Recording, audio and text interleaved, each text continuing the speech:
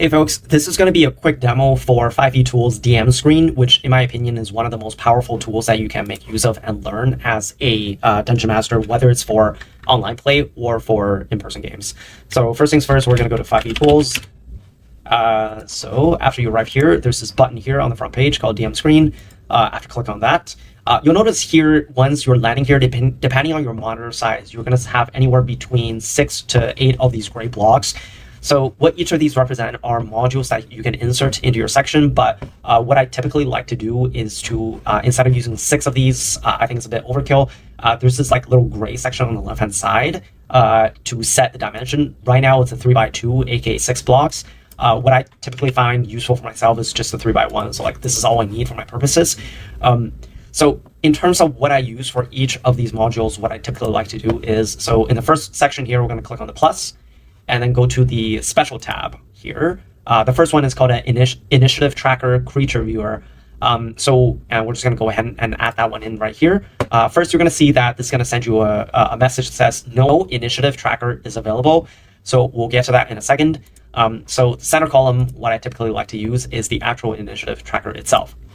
So this, if anyone has used other online tools, what this does is you can add either monster stats or like players to this initiative tracker. So if you click on the little blue button here, you'll see that it will show a tooltip after a brief fill like this is add player.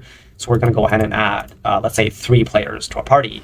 And the first one's going to be Boblin, the Goblin. Second one's going to be Terrace, the Tiefling. And the third one is going to be Minos, the Minotaur. And here you can kind of manually enter their HP. So in this case, I'm just going to put in some arbitrary numbers here. So 26 out of 26. Minos is going to have, let's say, they're a barbarian, 38. And Boblin is a simple little rogue who's going to have 32. So somewhere in between.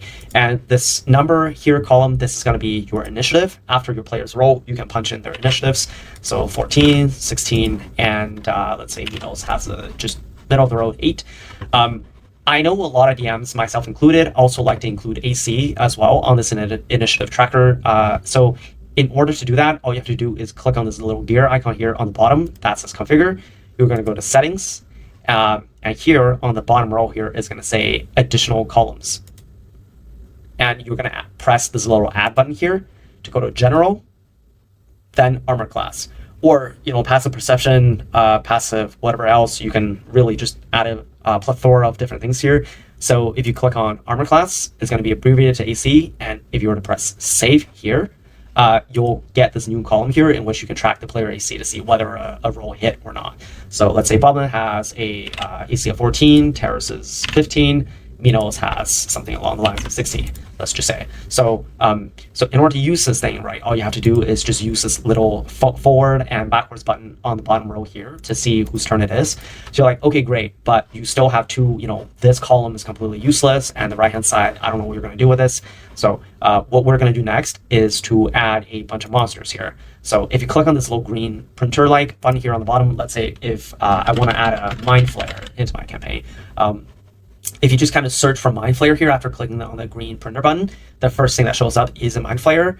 And you can just, if you want to just add this one directly into your campaign, you can. But alternatively, what a lot of DMs like to do as well is to customize this based on the group that they have. Let's say even though like CR7 is just way too strong for the current group that they're working with, instead I want to kind of tone down the challenge a little bit to maybe CR5 instead. That's something you can do just via this little customized module. And here, let's say if my Mind Flayer casted a illusion spell or has an illusionary effect that they're in disguise, so they go by a different name, I'm going to call this the Dream Visitor. So in which case, if I were to do that, this Mind Flayer will now show up in the initiative tracker. Let's say there's a bunch of other monsters here fighting along in the same scenario as well. We're going to just add another direwolf. So the cool thing is, whenever it is that character or monster's turn, you'll see their stat block relevant on the left-hand side here, and every single one of these blue texts you can either hover over for tooltip just on what information it is. So for example, right, like here it says, oh, you can grab someone with your tentacles, and if you were to hover over the grapple, it will just tell you exactly what it does. And alternatively, you can click on any one of these numbers to just make a roll in the dice roller on the right-hand side. So let's say if my Mind Flayer wants to make a deception roll against one of the players, right? I can simply press on the +6, and it's going to make a roll. So look at that. It will not 20. On the right-hand side here, what I usually like to do is one of two options. So you can just, so you might have seen this little dice roller module that shows up on the bottom right corner that you can expand with the arrow key. You can just pin that right here in this module, or alternatively, let's say if that's not something you want, and instead you want to play music as a DM, the way you can do that is by just going to this embed tab here. Let's say if I just go to YouTube, Epic Combat Music here, and grab that URL and paste it in here, embed. And if you have connected your laptop or computer to a speaker, you can now just like basically have this music playing on the right-hand side of your background and control this while you have your combat going. This is the gist of 5e.tools DM screen. I hope this video has been helpful for folks. Let me know what you think.